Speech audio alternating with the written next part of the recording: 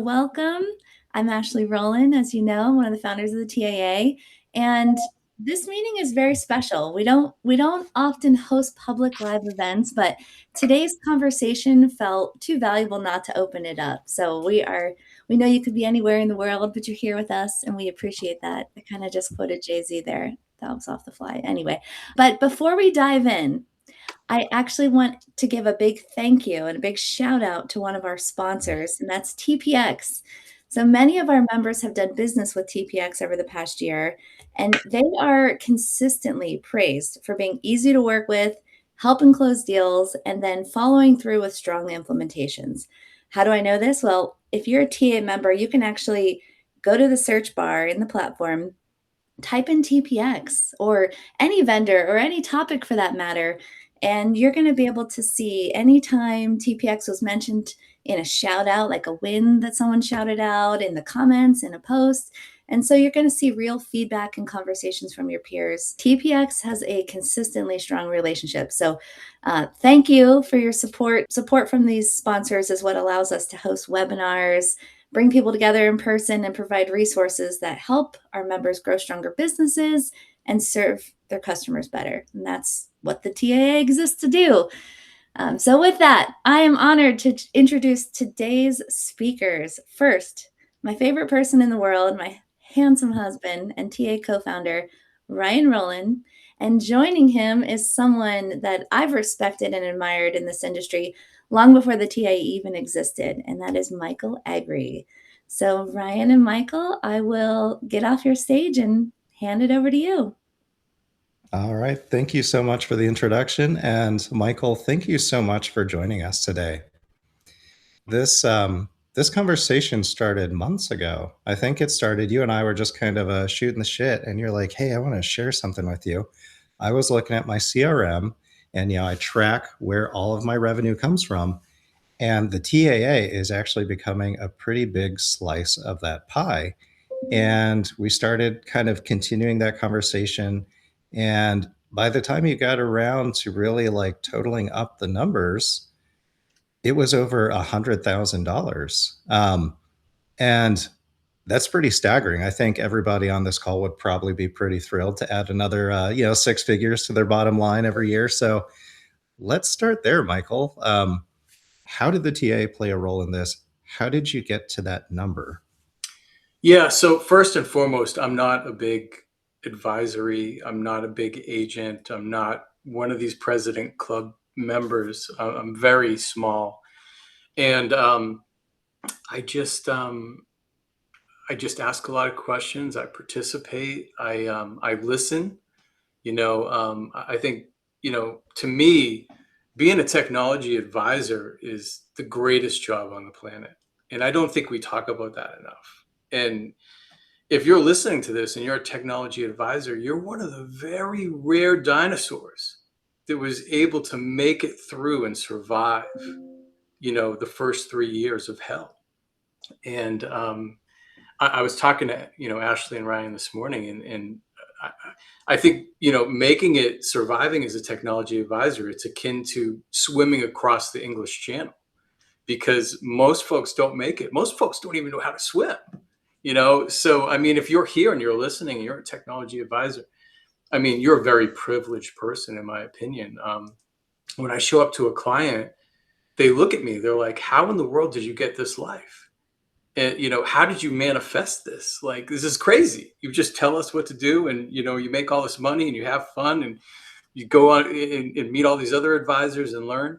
And to me, that is the ultimate. Right? Just the fact that you survived is the ultimate. So I don't take it for granted. I have very much an attitude of gratitude, for just being here and being a technology advisor, first and foremost. And so when the TAA started, I was like, this is my place. You know what I mean? Because I think one of the hardest things as a business person is sometimes you got to look in the mirror and say to yourself, God, maybe it isn't everyone else that's a jackass. Maybe it's me that's a jackass, right?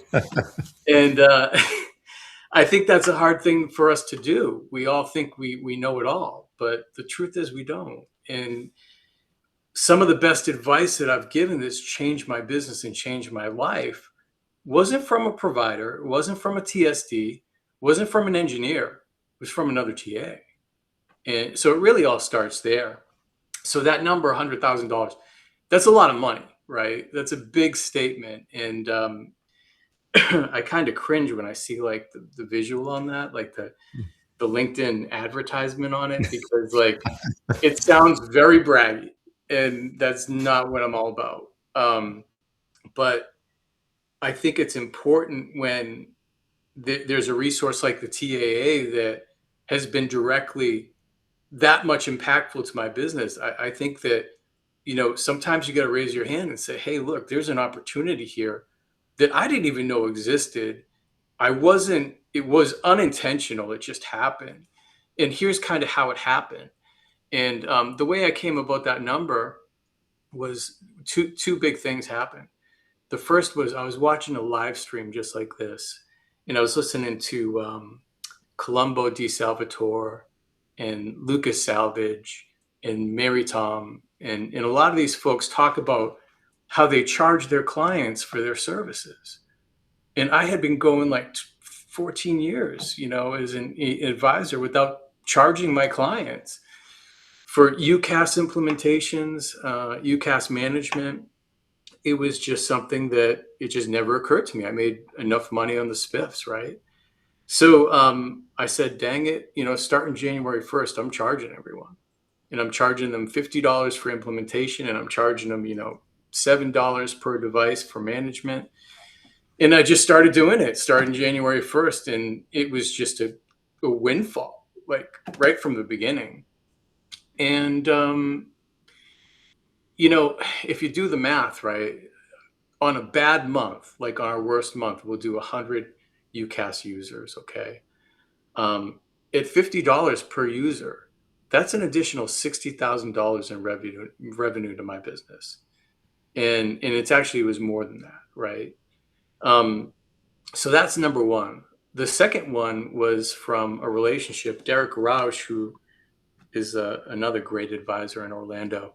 We have so many great advisors here in Florida, but Derek's a good friend, and he was talking to Sean Mills, who's another advisor up in TAA member up in Chicago, and Sean has a big healthcare client that needed Ring Central support, and Derek said, "Well, Michael Agri, his organization does Ring Central support, help desk."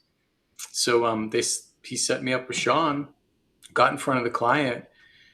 We've had that client up and running for a year now, and we do all their Ring Central help desk support. And that client bills $4,000 a month, right? So that's another $48,000 directly from the TAA that comes into my business. And here's the crazy part, right? This isn't even including other ways that I've earned money through the TAA, which is all of the technologies that I'm selling now that I never sold before, but I learned about from other TAAers who are selling all these technologies and kind of, nudging me to say, hey, you should pay attention to this. This is important. And that doesn't even include all the people like Charlotte Conroy from Recent Communications. She comes across clients that aren't a good fit for her, but they're a good fit for Ring Central or me. So she sends them over to me, and there are just tons of people like that within the TAA. They're just so kind, and they trust me and they like me, and we've built these relationships. But the craziest part about it, and that's what you and I talk about, Ryan, all the time, is it's so unintentional, right? Like, I am not out there promoting. I guess if I had to sum it up, I'm just this fool who likes to make friends and just won't leave people alone and won't stop asking questions. And it really comes down to participating, right? Like, I am not the smartest technology advisor. I'm on the very low end when it comes to knowledge, which is I why don't know about that, Mike. more than ever is to learn, right? And if you love learning, there's just no shortage of providers and technologies. And I mean, you've got to be crazy not to be paying attention to what's going on the TAA board. So, Michael, these revenue streams, you're getting business in partnership with other TAA members. You're getting business directly from other TAA members' customers. So that's got to require a very, very high degree of trust, to bring another TAA into the fold, into your own business. How are you building these connections? How are you building this foundation of trust? You know, I try to be myself and I try to help people if I can. Like Anita Patel is a great example. She's down in Fort Lauderdale, Hmm. and we just became fast friends right when we met, at Channel Partners a few years ago. And I talked to her this morning, and we just constantly just call and check in on each other. And it's for no other reason that we just really like each other. And when you start to, it just the relationships just come and the trust comes with it. And like I learned this through this business networking group called BNI. A lot of you will be laughing right now, BNI, right? But BNI has some revolutionary concepts. And one of their concepts is three things need to happen before every sale. The person needs to know you, they need to like you, and they need to trust you. And number two and three happen automatically. You don't even have to put any effort into number two and three. Number one, they need to know you first, right? And I think a lot of people know me because I participate, because I'm on the TAA board. I'm posting. I'm responding. I'm looking for advice. I'm giving advice. And I think when you participate, people start to get to know you a little bit. And once they get to know you, I mean, quite obviously, of course they're going to like you and trust you. So So, Michael, as one of the founders of the TA, I try to meet with every member who joins, but almost 50% of the time, maybe more than 50% of the time, it comes up, oh, I already met with Michael Agri. And you know what they say about Michael Agri? They always say, he's the nicest guy I've ever met, and he was so helpful. What I've never heard from anybody, though, was he had a great sales pitch, or he told me about all the ways I can buy from him or I can interact with him. So you're not pitching people. You're just going out there and meeting people, greeting them with kindness, and leaning into how you can help them. Um, and as far as I can tell, that's probably part of your secret sauce there, because I've never seen you make a single post in the TAA that's self-promoting or that could be construed as a sales pitch. I see you in there constantly, though, just spreading kindness and just being helpful and helping people solve their challenges. So maybe even if they haven't had a face-to-face meeting with you or a Zoom meeting with you, they see that interaction. And I think you're out there cultivating this foundation of trust because they're seeing those comments. They're seeing how you interact with your peers. yeah, well, it's not just me. It's God. There's just so many individuals that I could ramble off, but Aram Bolduc comes to mind, right? Aram is a great friend up in Connecticut, and Aram has a term that we use called it's a cheat code, right? And anytime Mm-hmm. he learns like a shortcut or a product or service that's really hot that sells itself, right? He'll text me or he'll call me. He'll be like, "I got a new cheat code," and we're constantly sharing these cheat codes, right? Like ways to be better at what we do, because there's a million ways that you can skin that cat, right? And it's so interesting to me, all the different ways that all of us take and the paths that we choose and how we got to where we are. And these are all things that all of us can be doing, right? And sharing those cheat codes among ourselves, like it's all there on the board. Everything that Aram and I talk about, we share. And I don't think that we compete with each other, and I think it's really silly when folks say that, because I think that they're confused. I think that they don't really understand the channel. The channel is so big, it's so massive. There's so many providers, there's so many technologies. to think that you're competing against another advisor is insane, because in Jay McBain talked about it earlier this year. Within every medium-sized business, there's 7 of us, right? And we're all good at one thing or another, right? And there's like I'm good at like 2, maybe 3, probably 2 things, right?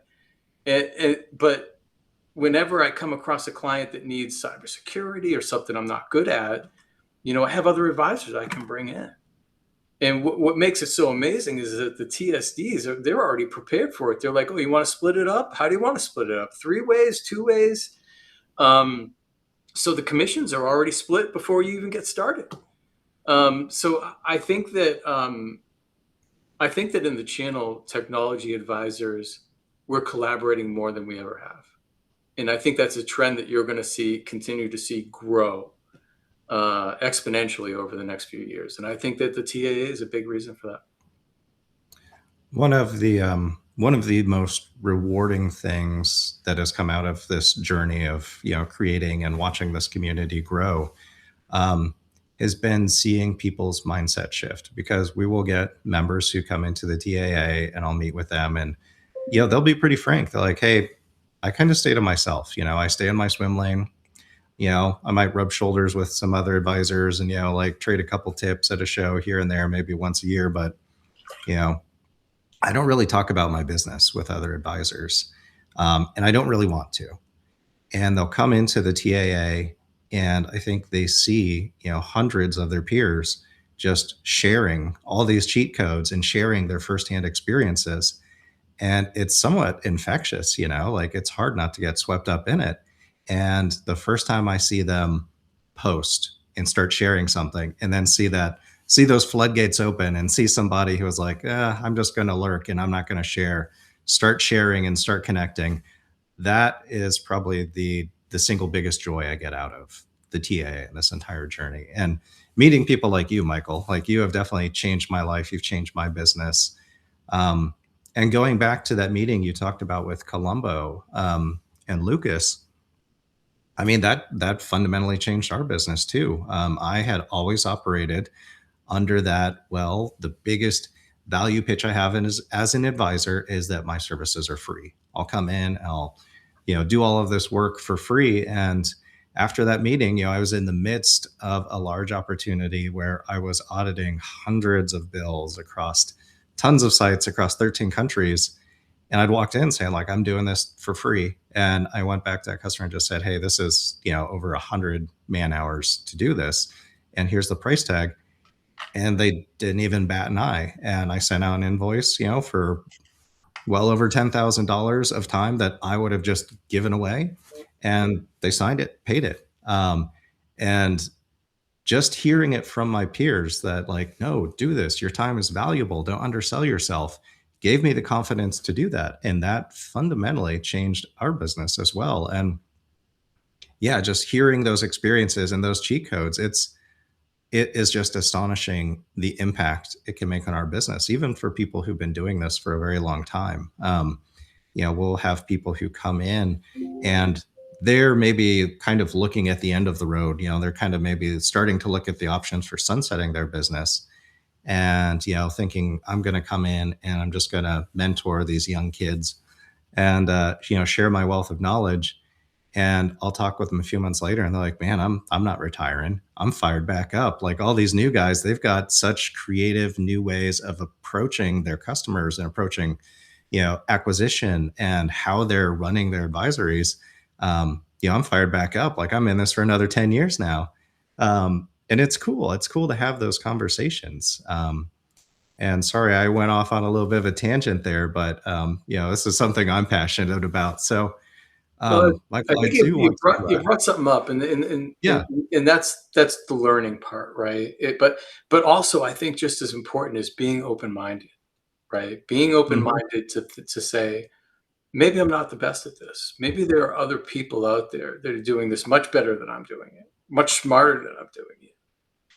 And listening to say, hey, take reevaluating it as to what I'm doing, right? Because I've been at this for almost 17 years, and I hadn't been charging my clients for for what, 15 years, right? And I just started last year. So it's never too late to make that change, to make any change to your business that's positive, right? And Well, go ahead.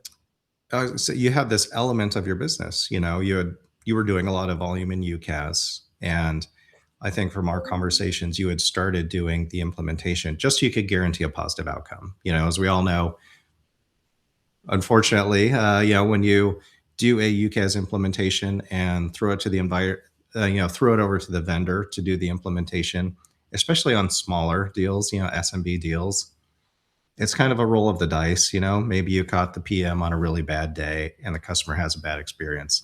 And maybe your next deal with the same, vendor, like you get somebody who's great and they're having a great day and the customer raves about it. But, you're kind of putting that customer satisfaction outside of your control. So you brought a lot of that in-house just so you could cookie cutter that experience and make sure it was 100% of the time. But you were viewing that as a cost of doing business. That was just part of, guaranteeing those outcomes. And it wasn't a source of revenue for you. And it was a significant amount of time that was being spent on it. And you had that mindset shift that, hey, this is valuable and my customers will pay for that.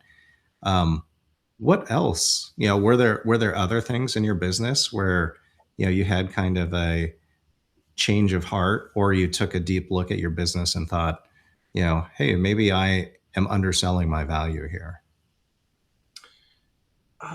Going back, like the reason why I brought the UCAS implementation and management in-house was because the providers are terrible at it. And we all know that. Like there's none that are good at it. There might be one, but I don't know. They're not many. They're rare. And I mean, so I had no other choice. And really, I reached a real problem that a lot of us face, right? I had so many clients, and I had become a customer service rep. I was literally on the phone all day long with Ring Central customer care or Vonage customer care, or you name it, right? Trying to get a client's problem fixed, and I was always backed up. And what I did was I go to channel partners, and I was at the Intelisys dinner, and I saw Steve Gerhardt. Most of you probably know who Steve is, but if you don't know who he is, he's the top, TA for Intelisys. I mean, the guy is just, he's the Tom Brady of TAs, right? And just an absolute genius. And I saw him and I said, Steve, is it okay if I sit next to you at dinner? And he said, yeah, of course. And, he asked me about my business. I told him how it was going. And he said, you know what your problem is, right? And I said, what? He goes, you need to hire somebody. He goes, you've gotten so busy. You've gotten so many clients that you've become a customer service rep. And the best advice he gave me was, he said, it's so hard to write that first check, to let go. He goes, but just realize for every $1,000 that you pay an employee, you're going to get 12,000 back in new sales, because now you're going to have time to go out and actually sell something. And, like that's just one example of like just a little bit of advice that's life-changing, because now I can play with my kids. If I want to take the morning off and play with Legos, I can do that now. And I'm not angry all the time, right? And I'm not stressed out all the time. And there's this book that Ben Hani talks about a lot. It's called Buy Back Your Time, and it really is about that principle. And if you're wise enough to recognize that, you can really start to offload all the things that you don't like doing, so you can focus on. We became TAs for a reason. That's to enjoy freedom, right? And to be our own boss and to do what we want. And I don't think any of us wants to be doing customer service work all day. I know I don't. Absolutely. So another conversation with a TA fundamentally changed the course of your business. I mean, obviously, you went from being buried in customer service work to, was that your first hire, a customer service representative then? Yeah. So because I spent so much time on the Ring Central partner support line, I knew everybody there first name. And there was this one woman who was just way better than everyone else, and she left. And I saw that she left. She connected with me on LinkedIn, and after Steve gave me that advice, the first thing I did was I just said, "Hey, would you consider working for me?" And she did. She's been with me now 3.5 years. And I just Awesome. hired my second full-time support person in September. So we've got two. Congratulations. Thank you, and that's because of the TAA. So What what do you think wouldn't have happened in your business without the TAA? Do you think all the same things would have played out, or would history look a little different? history would look a lot different. I A lot of the things that we just talked about wouldn't have happened, right? I would have never met Sean Mills, right? I don't know if Sean's on here. I can't see the list, but he's amazing. And I wouldn't have I wouldn't have learned that I should be charging my clients. I probably left millions of dollars on the table looking back at it all now, but whatever. Like I'm learning and I'm continuing to get better at being a technology advisor. And just the knowledge that I take from the TA alone gives me a tremendous amount of confidence when I'm speaking with my clients. And the knowledge that I get from the TA, I share that with my clients. Who's winning, what technologies are really pushing the needle, and so on and so forth. So it's made me better at what I do. It's made the job more fun because I spend a big portion of the day talking to people like Dustin Schiff and Derek Roush, and I've made so many friends, and we call each other and we're complaining about the same providers, and we're telling war stories, and we're talking about what's working and what's not working, and it's just so much easier, to just share ideas with people that know what you're really going through. Michael, Lee Brassard has a question. He said, how did you present the change to your customers, and how did you come up with how much to charge them? Yeah, no, that's a good question. So existing customers, they're grandfathered in, right? There's nothing Mhm. I can do about them. But what I can do with existing customers is when they call me and they need on-site support, which is incredibly rare. I just explain to them that, look, we charge for the service now, and this is what it costs. As far as the price goes, that's dozens of conversations with other TAs. Cynthia Farrell gave me a lot of advice there. She's big into UCAS. God, Mary Tom Hoffer. She's amazing. I mean, if you ever have a question, text, call Mary Tom. But it's also market intelligence. So like knowing what the providers charge. Ring Central charges 50. So we charge 50, right? And in my opinion, we do such a much better job, right, than Ring Central. So we could charge more if we wanted. But I think $50 is fair for implementation. For ongoing support, that's a weird one because I've seen it be really low and I've seen it be really high. I like $7 or $8 per user per month for management. If it's thousands of users, you can go down as low as you want. I would say $5 per user a month, or maybe even lower.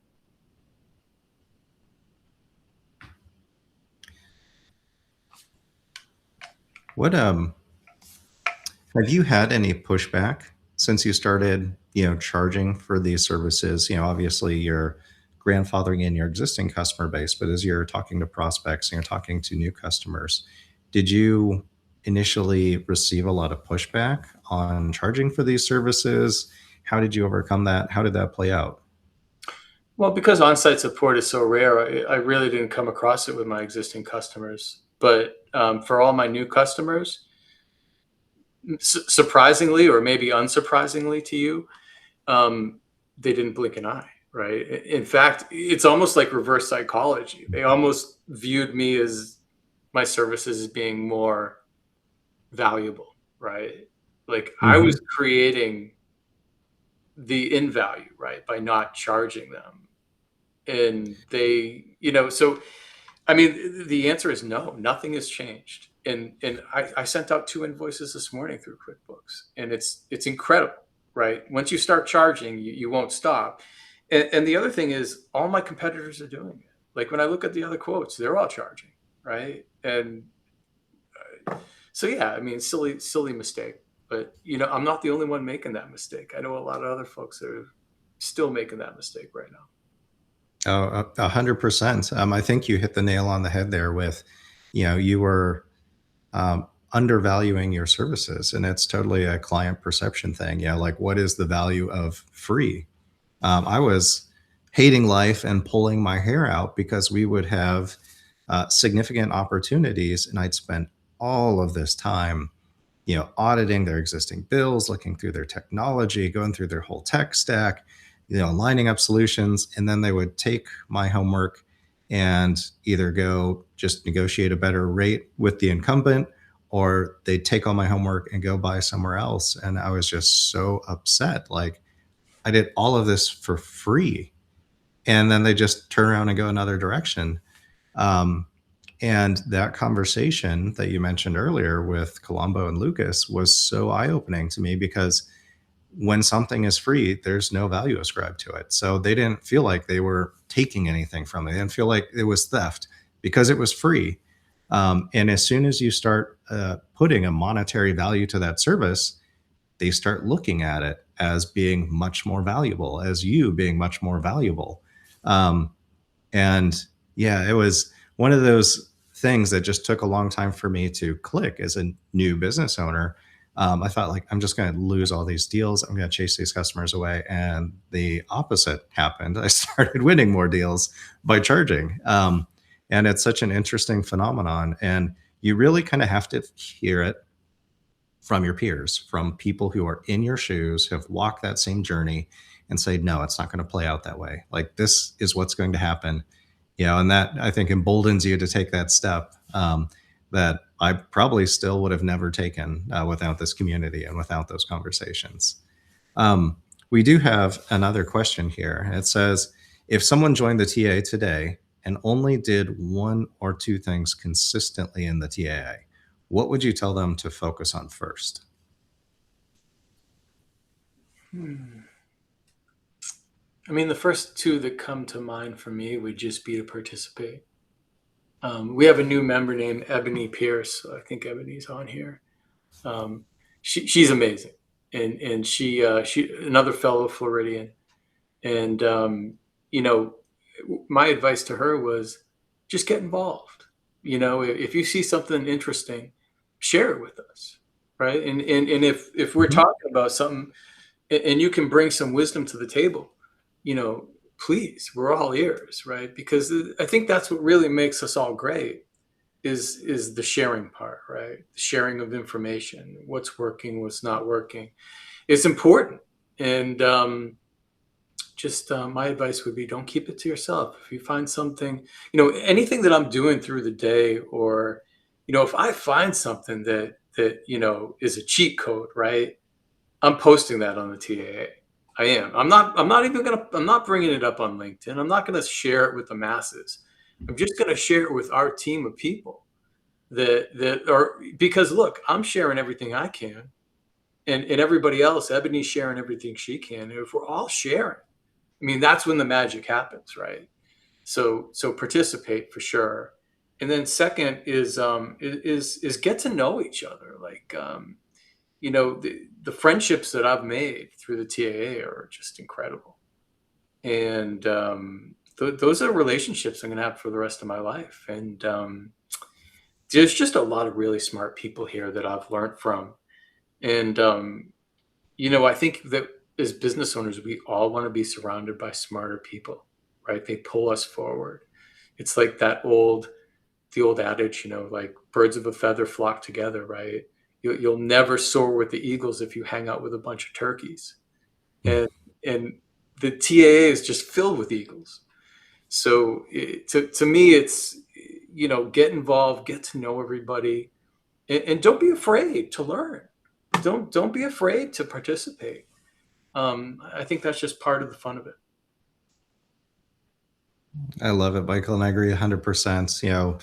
Joining the TAA doesn't mean an automatic $100,000 of new revenue coming in the door. You've got to show up, you've got to participate, you've got to engage, you've got to make those relationships. To you don't plant any seeds, there's not going to be any harvest.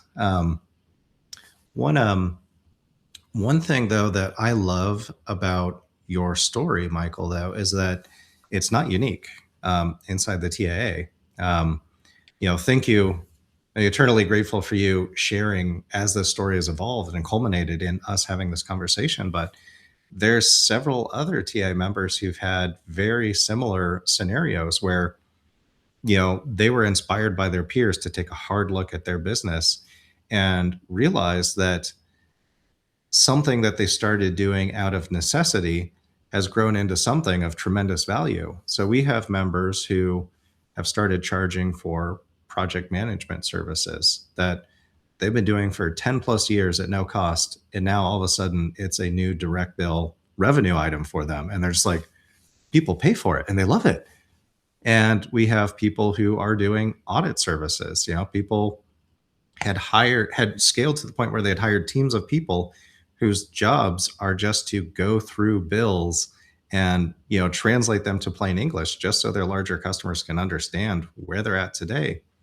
And those had just been sunk costs. Those had just been like, well, it's what I have to do just to start the conversation and get the business going. And now they're charging for those audit services, and it's new direct bill top line revenue. And we can go on and on. All of these different nuanced niches that our fellow TA members have sort of built out skill sets and built out teams to address, because it was just something that they thought they had to do to get to the business and deliver the customer outcomes.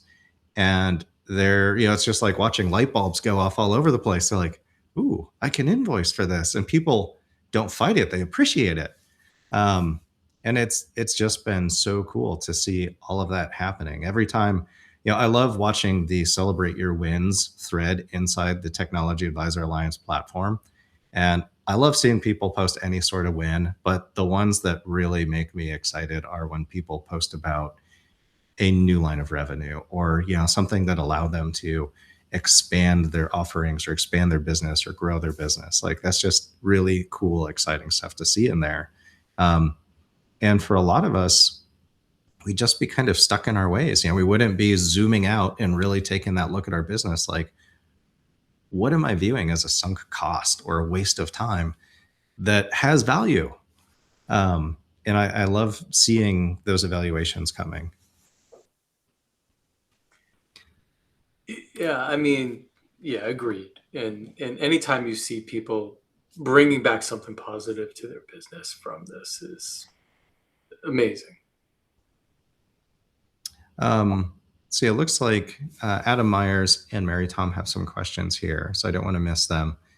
It says, when you get dialed in with scoping projects for professional services and adding them to a platform, you become much more independent. Oh, sorry, it wasn't really a question from Adam there. So Mary Tom has a question for you, Michael. Do you charge for the inventory management of services? I'm using HubSpot to create the Vault, a customer login page to view services and renewals, etc. Putting together a monthly subscription plan, but struggling to come up with tiered pricing. Do you have any advice on positioning? Yeah, Mary Tom's always 10 years ahead of me. No, I haven't even gone there, Mary Tom. In fact, I hadn't even thought of that, but it's brilliant. And another example of why I need the TAA to remind me of things that I just am not aware of. But I think it's brilliant. And I think it's a need for a lot of clients, right? And I think that there's like this huge gray area of like mid-size clients that they're not big enough for a TEM provider, right? They're not big enough for a life cycle management system. So I think for those folks, it would be huge. Well, I'm excited to see how that evolves and see how Kairos is extracting some new revenue as they roll that out. Yeah, they always have something up their sleeve. Always. Adam did ask, are you billing for your services upon signature rather than after completion? Oh, well, it depends on what it is, and it depends on the project. But implementation, it's after the completion of the implementation, after we've done not just the implementation, but the training, and then we get the customer to sign off. So, And for me, I do a engagement agreement where basically I say, here's my hourly rate for this project. Um, and here's my scope of work for the project so they know what it looks like beforehand. But there is a caveat in there. If they end up purchasing those services through me, I waive that bill. If they end up taking my homework and going somewhere else or redoing with the incumbent or whatever, then they get my invoice. that is a concept that I recommend everyone use. I just keep hearing other TAs talk about how that's really was a lifeline and saved them. Cynthia Farrell has a couple of stories about that, recent stories. But yeah, I agree with you. We should be protected when we're entering professional services agreement fully.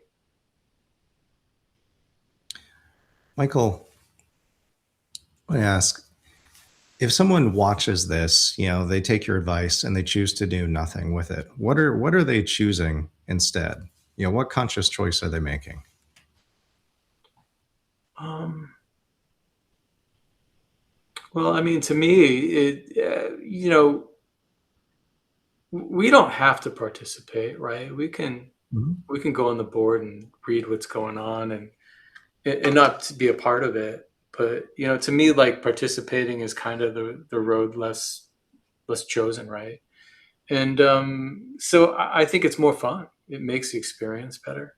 And I'm not somebody who really participated before. Like before the TAA, I really kind of kept to myself. I didn't really want to.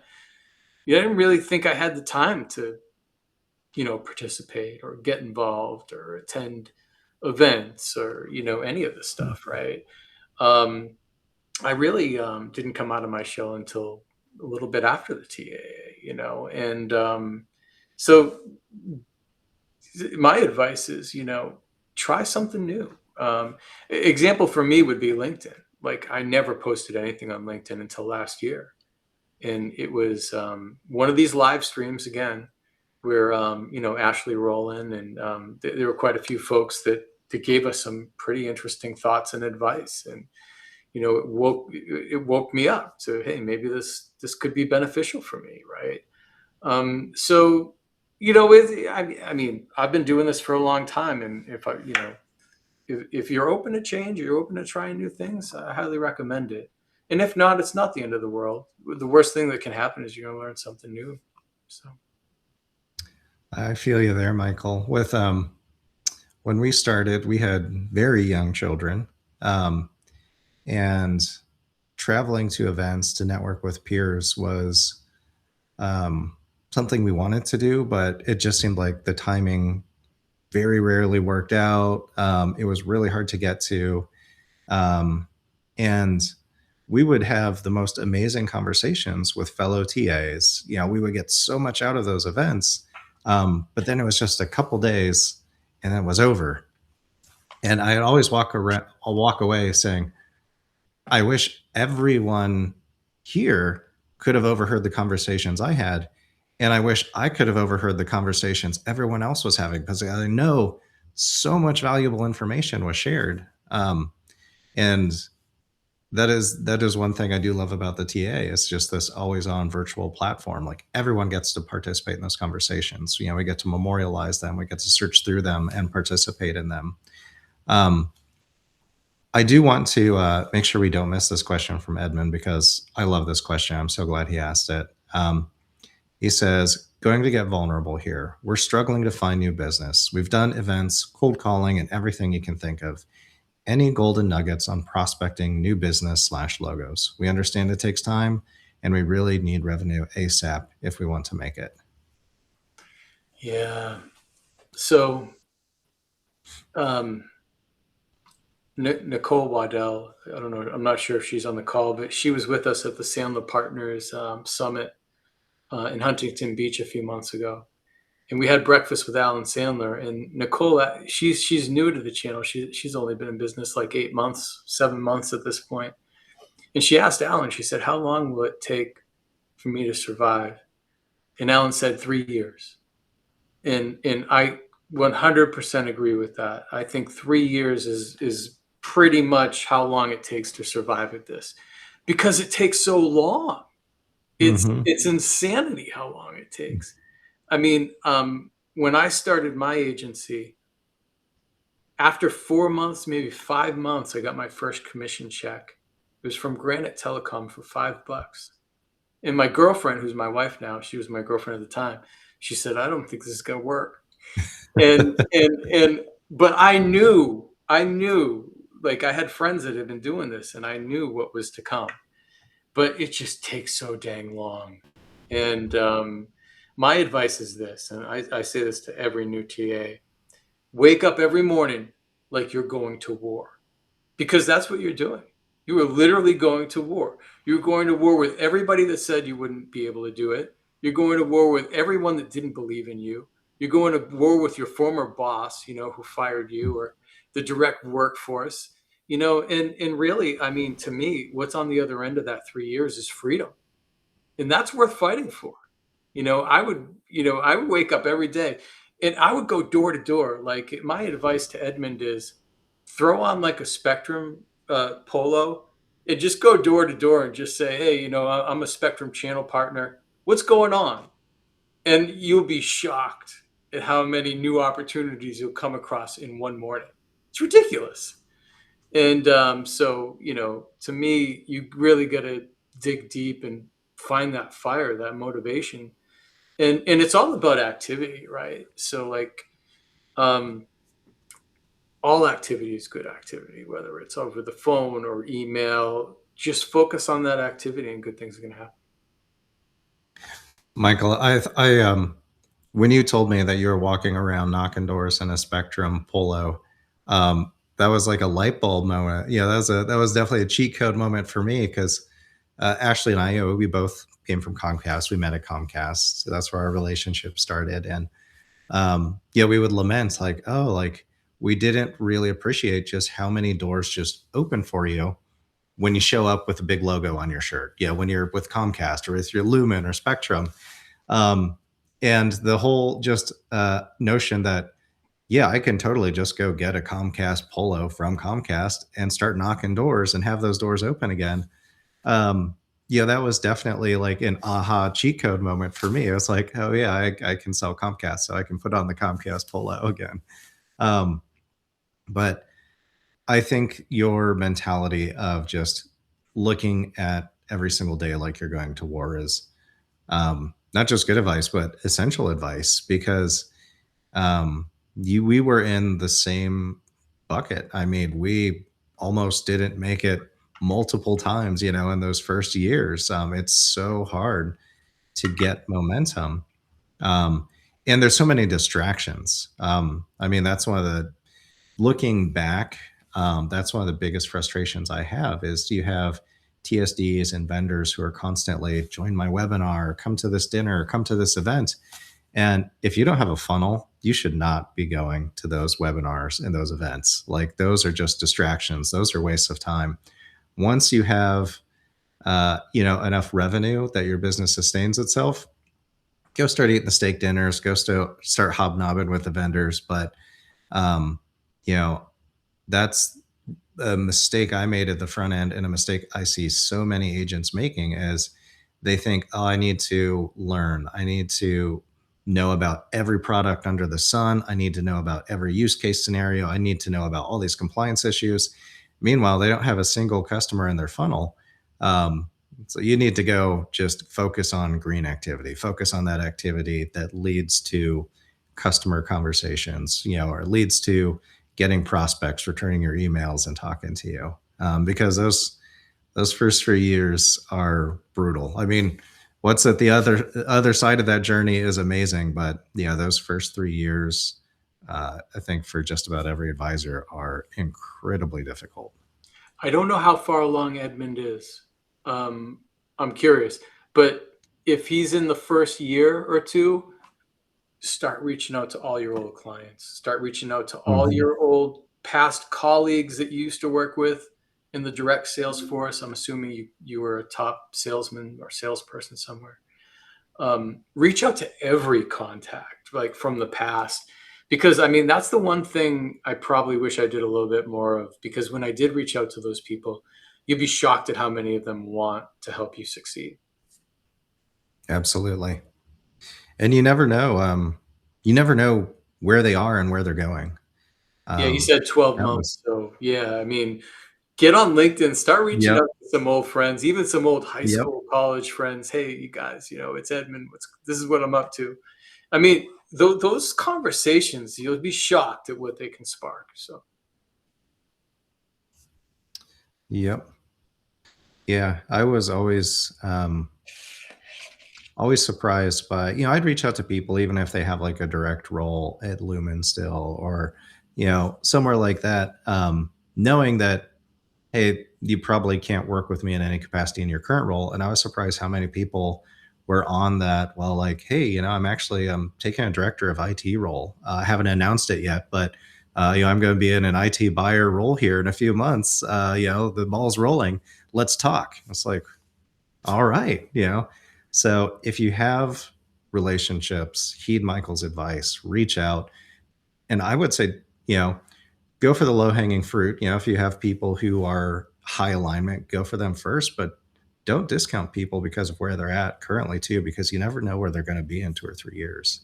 oh heck no, you just never know. You're right about that, and you never know who knows who. You never know that. I mean, stuff comes out of the woodworks. You just, you know.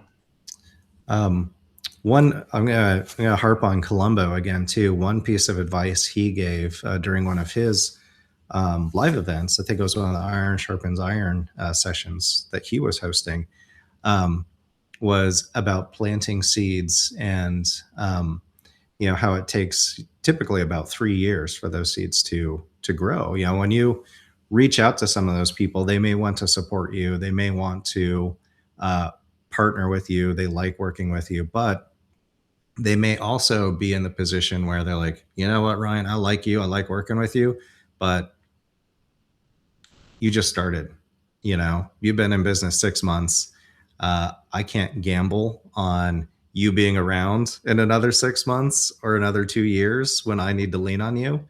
Um, but I'm gonna see how things go for you. And it's surprising, how many of those people that maybe weren't willing to work with you right when you started, now, year 2, year 3, year 4, like, all right, well, Michael's still doing it. Michael's obviously been successful at this. Um, and they come back around. So that was one thing that I loved from Columbo that, I've seen realized, in our own business, is just because you don't hit it out of the park and get a signed contract from those people when you first reach out to them, keep it up. Stay visible, stay in front of them, maintain those relationships. Because 2 years in, 3 years in, a lot of those seeds that you planted, they start growing, they start poking out of the ground and start blooming, and they start turning into revenue. So, but I love I love whoever posted it's a get rich slow business, because that's a pretty good way to describe it. Yeah, I can't remember who it was on LinkedIn, but God, name escapes me. But they did a poll on what TA stands for, or what you think it should stand for, and I wrote tomorrow's achievers, and that's because it takes so long. It's just such a long, painful 3 years. And if you do it earlier, and it's been done earlier, I think. I mean, Cynthia's in her first year with Intellisys reached President's Club, which I think is some type of record. She deserves like a Medal of Honor for that. But that's rare. It's not often that you see somebody come out of the gate and succeed right away. It takes years, sometimes decades. It takes a long time. One thing that I have noticed is we make a lot of the same mistakes. If we're not collaborating, if we're not sharing, if we're not comparing notes with the people who've already walked this journey, new TAs make a ton of the same mistakes when they start out. It doesn't matter if they started 20 years ago or if they're starting out now. It's like Groundhog Day, in terms of the painful mistakes. And this is already a difficult enough business to get off the ground and turn it into a business and a livelihood without those costly mistakes. So that is one of the things that I love seeing inside the TA as well, is people being willing to take newer members, people who are kind of still in those first 3 years under their wing, and help them sidestep some of those pitfalls. Because, when you make a costly mistake and your business is established, it still stings. But in those first 3 years, like that can be the difference between making it and, being back in the, business of sending out your resume and trying to lock down another W-2 job. And I just want to see more people succeed. I want to see that success rate for advisors improve. And I see so many people trying to make that a reality within the TA. I think we have a great question here from Jim Gerald's as well. And we'll probably wrap up on this because we're just a couple minutes from the end. At what point in your journey did you feel you had finally reached success? Ooh, it was at the end of year 3, for sure.